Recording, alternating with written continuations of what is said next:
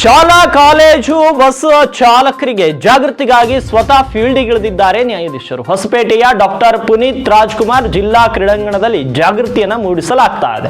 ನಾನಾ ಖಾಸಗಿ ಶಾಲೆಗಳ ಬಸ್ ಚಾಲಕರಿಗೆ ಜಾಗೃತಿ ಮೂಡಿಸಿದ್ದಾರೆ ನ್ಯಾಯಾಧೀಶರು. ಪೊಲೀಸ್ ಇಲಾಖೆ, ಸಾರಿಗೆ ಇಲಾಖೆ, ಶಿಕ್ಷಣ ಇಲಾಖೆ, ಖಾಸಗಿ ಶಿಕ್ಷಣ ಸಂಸ್ಥೆಗಳು, ವಕೀಲರು ಜಾಗೃತಿ ಕಾರ್ಯಕ್ರಮದಲ್ಲಿ ಭಾಗಿಯಾಗಿದ್ದರು. ಬಸ್ ಚಾಲಕರು ಚಾಲನೆ ಮಾಡಬೇಕಾದ್ರೆ ಜಾಗೃತಿಯಿಂದ ಬಸ್ ಅನ್ನ ಚಾಲನೆ ಮಾಡಬೇಕಿದೆ. ನಿಮ್ಮ ದೇಹ ಬಸ್ ನಲ್ಲಿ ಇದ್ರೆ ಅಲ್ಲ, ಮನಸ್ಸು ಕೂಡ ಬಸ್ ನಲ್ಲೇ ಇರಬೇಕು.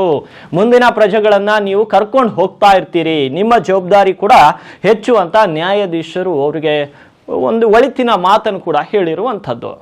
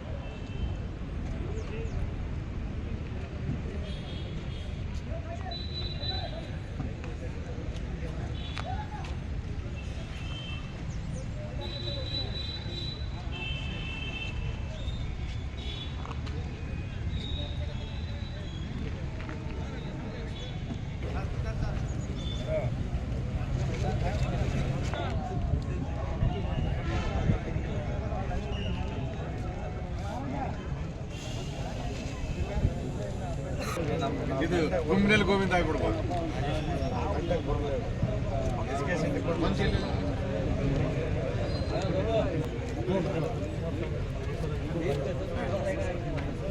ಪರಿಚಯ ಇದ್ದಿಲ್ಲ, ನನಗೆ ಪರಿಚಯ ಇದ್ದಿಲ್ಲ.